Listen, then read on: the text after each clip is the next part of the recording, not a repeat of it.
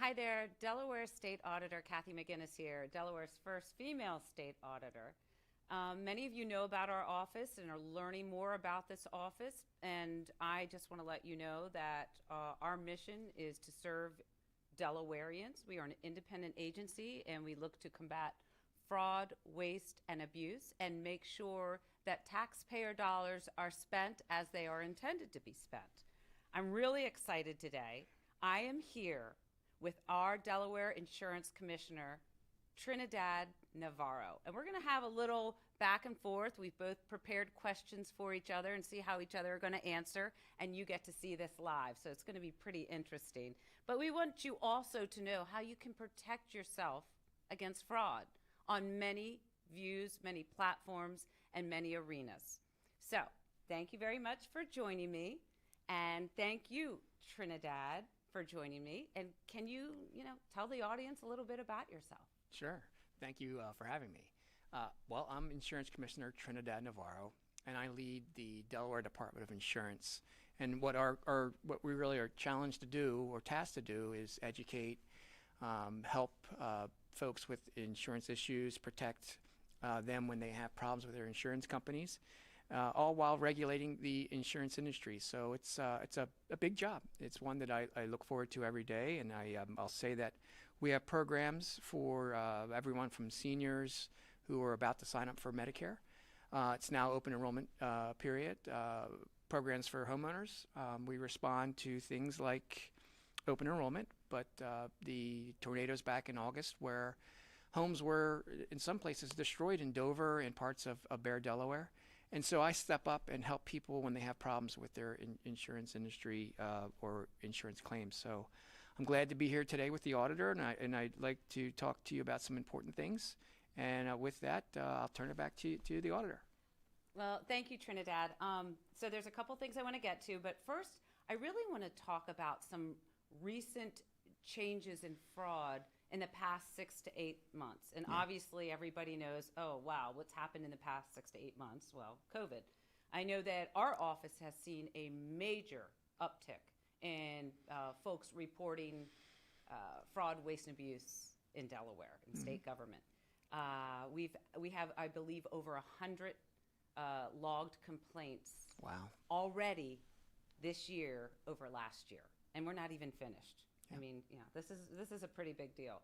So we've seen that really grow, and also with a lot of people working remotely, there's been a lot of fraud with technology as well. I'm sure you're aware of that. In the spring, we held a town hall with the Better Business Bureau, and we were talking about frauds and scams in ours as far as state government and theirs and just in general. So I think it's an honor to be here today with you jointly, the insurance commissioner, because you're going to help let the audience know as well how they can protect themselves in your arena, and I can talk a little bit about what we've been doing. So if you could just share us any trends in the past 6 to 8 months you've seen in your office. Sure. Well, since the onset of the pandemic, we have seen a number of fraudulent type of issues come through the office.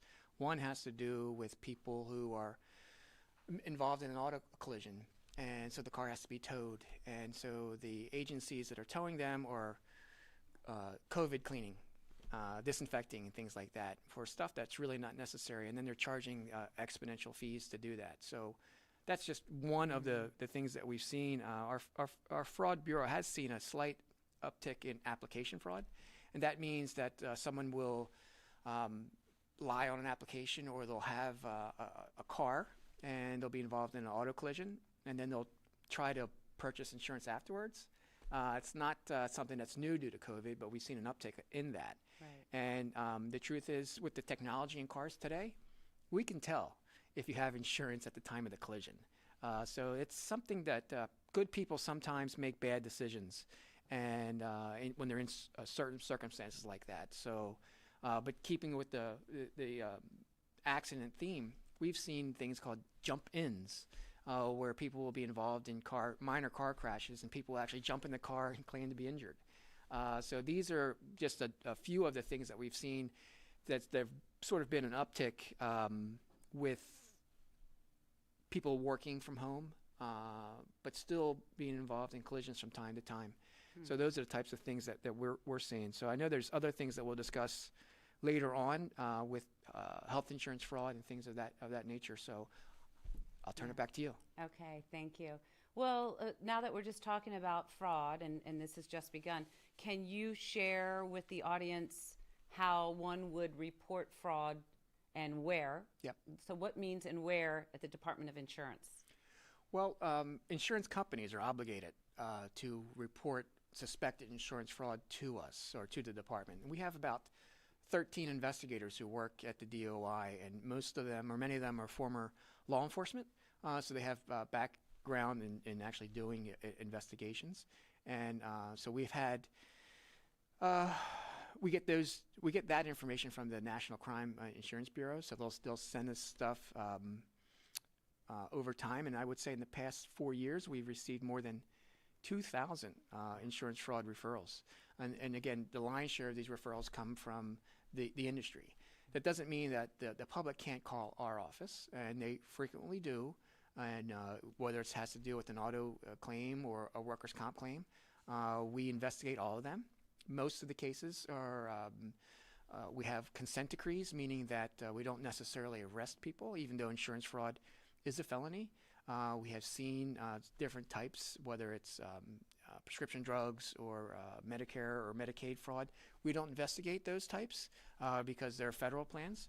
But when we get those complaints, we either take care of them ourselves or forward them out to the appropriate agency. Okay. That makes sense. In fact, I'm glad you brought that up because we collaborate with other state agencies as well. I know we have with you. I know we have with Department of Justice and others where we have our very active and engaged hotline team, and which I mentioned earlier, but we also have the 1-800-55-FRAUD because maybe some people, aren't internet savvy. You never know. You can still call our regular office. You can go to auditor.delaware.gov, and you can also go to on your mobile device. I always tell people we developed the fraud app, fraud.delaware.gov, in the first 9 months last year in 2019 of my administration. And we've seen an uptick there because, like right now, you might think I'm texting someone or playing a game or whatever, and I could be reporting fraud in 5 easy steps. So I think it's great that we have this ability because some people might be more familiar with one agency or another, and that there's other venues for people to go, and that we can work in collaboration. It's better for everyone, and everyone wins. So I think that's pretty fantastic. There's also some state initiatives that we've embarked on in our office, and then I'm sure there's plenty of I know I've heard of some that you have as well. Something I'd like to talk about, mid-April, I believe it was the 17th, I formed a coalition with some states around us. Delaware was one, obviously. It was Pennsylvania, Maryland, New Jersey. We tried for New York, but they didn't want to join, but that's okay. It was a weekly call. It was information sharing. I called it the Northeast Corridor Task Force, and it was wonderful because all this is coming in, and we're all kind of left alone as islands here in the United States of how we're going to work and deal with something we're not used to doing or prepared for because this has never happened. So that was something that was one of our initiatives. We also, looked at other things as far as, PP loans and helping folks, Delawareans, it's a very small state, and if we could help someone maybe navigate the system as well. But as far as transparency and dollars, something exciting that I'll talk about as well is an initiative. It's the first ever national audit. It's the COVID-19 data quality audit. So that was really exciting. But also PPE. There was, equipment being bought at different states and in different amounts. And to see one state spending 6 times the other state, and why is that happening? And then certain vendors were eliminated, so it was kind of all over the map, which was going on here. But there were some really good things that we did, and I was pretty excited that we were still functioning and open and available for the Delawareans and the public. But if there's any initiative that you could speak about in a couple minutes, I think the listeners would really be interested. Yeah, I think it's really important for you to point out that we are open for business. Although most of our staff, we are working remotely, the complaints are still coming in, the fraud investigations are still occurring. We are participating in the Delaware COVID-19 Anti-Fraud Coalition that you and I are part of. We partnered with the state investigators as well as the FBI and others to address any emerging issues involving COVID-19. We know history tells us that whenever you have some sort of catastrophe, like Hurricane Katrina, that the fraudsters show up. And they show up online, they show up calling people at their homes, sending letters. And so that's happening now where people are presenting these phony cures for COVID. They're actually saying that, don't worry about it, we'll treat you and we'll just bill your insurance company. Mm-hmm. And we saw this well before COVID, probably 2 or 3 years ago, where people were offering free DNA tests for seniors, so they could tell if you had a likely chance of suffering from cancer or other ailments. And they said, again, don't worry, we'll just bill your insurance company. So those are the types of things that are happening. I'm the chair of the National Anti-Fraud Task Force for the National Association of Insurance Commissioners. So we take a look at what's going on across the country, and we share with our other commissioners and folks on that task force what's happening, and things like I'd mentioned earlier about the car cleaning for COVID, making sure that there's no virus left in the car, and the tremendous amounts of money they're charging for things like that. It's happening. We've seen an uptick in calls to our office, and we handle them just like we would any other complaint about fraud. We're just doing it from home. So I'm sure that your office has seen similar reports, and I'm just kind of curious to hear about how you guys handle that as well.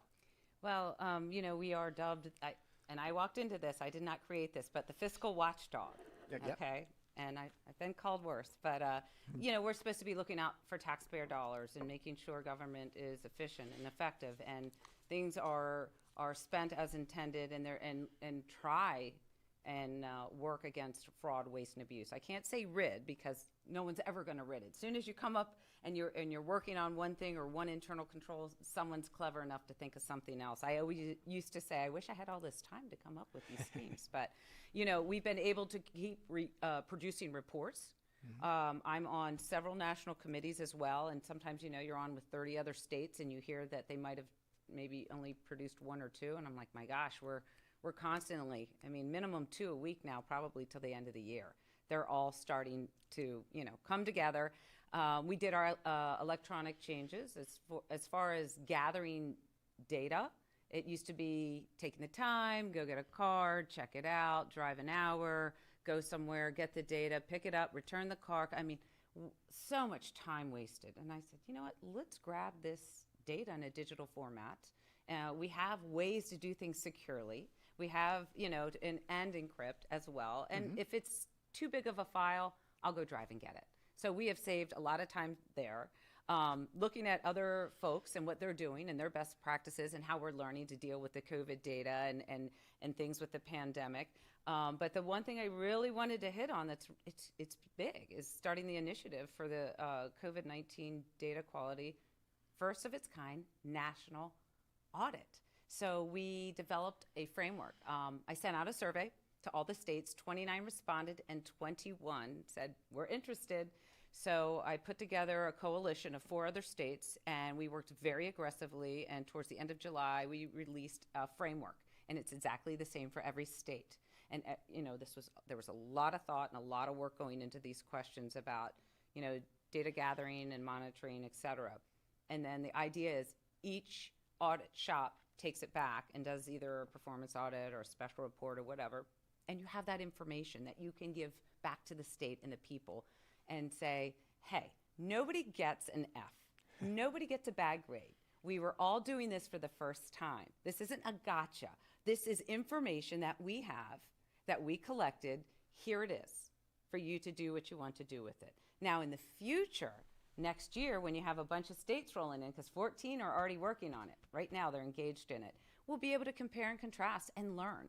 A lot of the great ideas that I've done and initiatives and deliverables in my office the first year, it's because of other states. Because I look at what they're doing and go, hey, how will that work for Delaware? How can I take that and tweak it and make it possibly be something that's that's valuable to Delawareans. So this is something similar where we can grab that. Honestly, I wanted to talk to you about, I know insurance fraud is a serious problem in the United States, but why is it a problem? Why is this is huge right now. Well, it is a major problem. And I just wanted to back up a little bit because you talked about traveling across the country, or at least talking with your peers across the country. Mm-hmm. You learn what other states are doing. And we've been able to do that with insurance, whether it's simple things like live chat we brought to our office that, people can actually converse with us, with their computer. They don't have to necessarily call us, and we respond to them right away. So, we've done a model security, cybersecurity model act that protects your data. We're working now with a pharmacy benefit management bill, which will ultimately make insurance companies, or PBMs, pharmacy benefit managers, register with us so that we can look at their finances, because we know that's we're all paying higher premiums for prescription drugs because of these PBMs. It's an unregulated industry, so we're really anxious to see what they're doing as far as their finances and their market conduct as well. But your question was, why is it such a problem? Why is insurance fraud such a problem? Right. According to the FBI, the annual cost of insurance fraud, and this is excluding health insurance, is estimated to be more than $40 billion a year. And the National Health Care Anti-Fraud Association estimates that healthcare costs are approximately $68 billion a year. So this costs, on average, an average family between $400 and $700 a year on their premiums, because as you can imagine, companies are paying out these fraudulent cases in some cases, not all, because we're able to nip many of them in the bud, but they're still happening. And so the premiums have to be adjusted to pay for it. So that's why it's so critically important that we stay on top of companies who are skirting the rules. If you're following the rules, if your finances are in order, there's no market conduct issues, then we stay out of their way. And I would say that probably 95% of insurance companies follow the rules. I mean, it doesn't mean that they're not necessarily not paying claims out pretty quick like they're supposed to, and they're not as responsive as they should be, but they're not fraudulent. But we have found companies that are selling these health share ministries, so people want health insurance, so they buy a policy because it's cheap. Mm-hmm. But when it comes time to use it, there's nothing there. It's not available. So they're paying for a policy, again, because it's less expensive, but then they have to have a procedure, and there's no insurance to cover that. Mm. And so this is some of the things that we've seen really over the last couple years, where people are on the hook. So they have a medical procedure, they file the claim, and they don't pay it. And then, of course, that person who's filed the claim is responsible for it. So it's insurance fraud, and these types of scams that we're seeing across the country are very important. And that's why this forum is so important, so that we can let the public know what to look out for. Well, and that's very important. And, before I was elected here statewide, I've had 2 small businesses, and that's been very important to me. And internal controls, because internal controls in your office in state government can be very basic and similar to internal controls in the business, private sector, nonprofit, you name it. Yep. For example, ways to stop fraud, separation of duties, rotating in sensitive areas. You might rotate that employee to a different area as well. Having policies and procedures, we are constantly updating ours. We are constantly going, well, what does this look like, or what should it be? And you usually are reactive because someone will come in and say something, and I like to go look at other ones across the state, do a spreadsheet, compare and contrast, and say, okay, what makes sense for us? We're a small agency. You're a large agency. We have, we're 28. You're like 100 people, so it's a little different. But and it can be more challenging at times too. But that's something where I think people really need to remain vigilant. And it's in the private sector, it's in the public sector, it's a nonprofit, it's you name it. They're pretty basic. And in our office, we as well have several certified fraud examiners. Mm-hmm. And the majority of our offices, I think there's a couple left that are not, because it's very important, and that's a very important background, and a couple investigators as well. So that really has helped, especially with the large uptick of fraud being reported in our office. You know, I think it's important that, and you mentioned your policies and procedures, making Yes. sure that they're in place, Yep. and really professionalizing the agencies. And I know that's something that that you're working on, Yeah. and I know that's something that that we work on every day. We were recently just reaccredited. Oh. So by the NAIC, that's the National Association of Insurance Commissioners. So they take a look at everything that we do, from our fraud investigations and how we handle them, our market conduct exams and how we review companies to make sure that they're following the rules and they're not doing prohibited practices.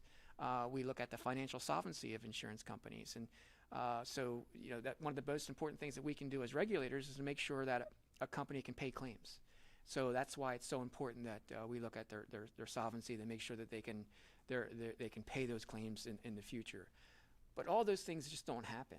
You know, you need someone, a leader like yourself, to take a peek at what you're doing and how you're doing it.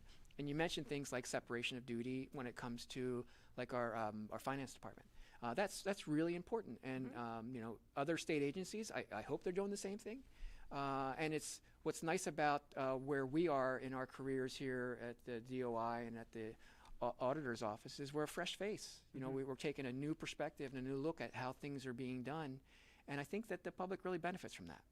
Oh, I couldn't agree more, especially with the fresh eyes, the fresh face. You know, even when we have someone that's new that comes in and goes, why do we do it this way? I love that, because it's like, you know what? Why are we doing that? Sometimes I say, you know, that's a good question. Maybe we need to look into it. I might have kept that going. That's been perpetuated maybe over the past 5 years. Or I can say, you know what? We already looked at that. We did our due diligence and our research, and this is what we came up. But what's happening today could very well change next year again, because you know how things are moving like this. So we asked that question. So and I love to hear it too. Why are we doing it this way? And the one response that I hate to hear is because that's how we always do it. I can't stand that. And the truth is, you know, insurance is evolving. It's changing. It's moving from, you know, an agent selling a policy to a person at their dinner table to what we call InsurTech now, where everything's online. So you can purchase a policy using your phone. They can ask you some questions that may or may not be discriminatory in nature. Insurance companies are using these complex algorithms now to determine what TV shows you watch, what magazines you prescribe to, what websites you look at. So, I mean, if you're looking at or prescribed to People magazine, for example, that may be a tell.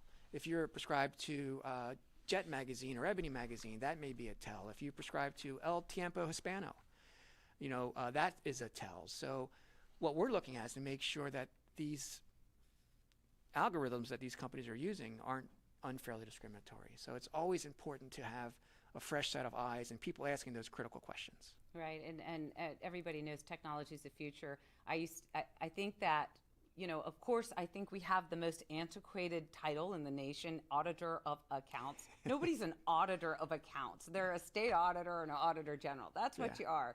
But it's not like we're bringing in a big box and thumbing through receipts, you know. No, that's not how it is anymore. We use data analytics, and we're, you know, manipulating the data and using the data points in the spreadsheets, et cetera. And so auditing's changed itself entirely. The profession's very different. Now it's more planning, strategic thinking, field work. As I told you earlier, we've cut down on travel time where we can get something in a digital format. So it's really evolving. It's going to be interesting, too, with bots and scripts in the future. But really quickly, tell me tell the audience maybe the top few types of insurance fraud. Well, you know, one of the most prevalent one is the one I mentioned earlier, and it's the application fraud. So that's when, you know, people, this just happened to me the other day while I was driving home on the interstate, and a deer ran right out in front of my car, and I just missed it. I mean, I just missed it. It scared the daylights out of me. But, you know, I mean, I have insurance, so had we had a collision, you know, obviously I would have filed a claim. But for folks who, you know, think that they're not likely to be involved in an accident, they're a good driver, and it happens a lot here in the city where people will purchase a new car for a couple $1,000s. They have to go to work. They're proud of themselves. But then they go to their agent here locally, and they find out the insurance is going to cost $2,000 or $3,000 a year, and they can't afford it. So they think they have to work, so they'll take the gamble. And what happens is almost happened to me, where they'll be involved in a collision involving an animal or someone else's poor driving. And unfortunately, they'll then try to purchase a policy, and that's something that we can readily identify, and that's something that our investigators look at. So that's just one of the many types. There's the health insurance fraud that I mentioned earlier. People should really treat their information as if it's a no-brainer that it's confidential, but to make sure that you keep it in a safe place. Make sure that you look at your EOBs, or your explanation of benefits, when you have to have a procedure, because believe it or not, there are some occasions where providers will say that they did multiple procedures and code them that way so they get paid more money. So we haven't seen a lot of that, but I've seen it across the country. Right. And what's a way, maybe a couple ways that come off, the top of your thoughts right now of how can a consumer really protect themselves from healthcare fraud? Because it's a big deal. It is. Well, I always tell people, if it seems too good to be true, it always is. And so when people are looking to purchase health insurance, a lot of times they're worried about buying the cheapest policy they can so that they think they're covered. Well, a lot of times people don't know what's in their policy. And I had a friend of mine, my neighbor, who purchased a policy. It was cheap. It was cheaper than the ACA, and she had to have an MRI. And it turned out that when she filed the claim, they didn't pay for it. So it's really important that people know what's in their policies. It's really important that they protect their private information. And one of the things that we do is make sure through the Data Security Act that insurance companies also take care of your information, because we don't want it to be stolen, to be, whether it's a laptop or an insurance company has been their data has been stolen. So that's really important to make sure that you're mindful of what is out there. Right. There's something I wanted to just discuss really quickly, because when the auditor calls, if the insurance commissioner calls, oh great, maybe they have some information. People want to know.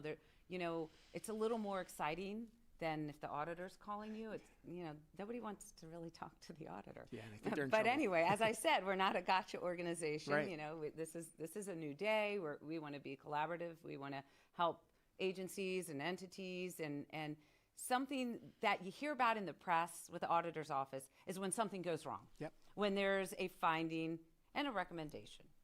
But something we did that I'm very proud of, that I just want to touch on very briefly, is a follow-up program.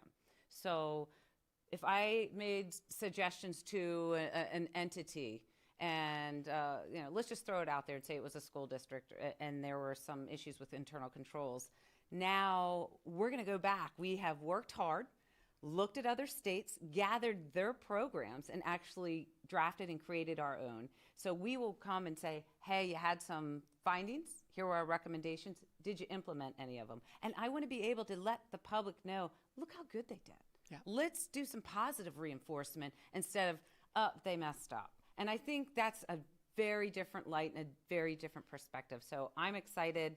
I believe that, we're all human. Sometimes we were just taught a certain way. Sometimes things happen the way they are, and innocently we're doing things not knowing that we're not doing it maybe the best way possible. It could be in the training. Who knows? Sure. So there's always an opportunity to improve. And as I told you, I had my own audit of my own office, and I had 58 findings, and I threw it out there on the internet, so people could hold me accountable. But I guess in 30 seconds, how could you close this right now if you're talking and you want people to know anything about the Department of Insurance or your office? Well, Sadly, people think that the Delaware Department of Insurance sells insurance. We don't do that. And you had mentioned, when you get a call from the insurance commissioner or from the auditor, we're typically calling insurance companies, and that I'm the last person they want to talk to, because it's typically based off of a complaint. We will investigate them. They pay for that investigation, and we always find something. So that means there's a fine associated with that. So if people need any help whatsoever with any line of insurance, please call our office. Great. Well, once again, I want to thank you. I'm really excited that we got to do a collaboration here for the Fall Fraud Conference. And people know how they can report fraud to the Department of Insurance and the Auditor's office at auditors.delaware.gov. Very excited. I know people see us out there in the public, and they're starting to know that they have an independent agency that is working hard on their behalf. So I really appreciate you taking the time. I know you're super busy, and I'm really excited about future endeavors and working hard for the people of Delaware. So thank you, Trinidad Navarro, for being here today. Thank you for your time.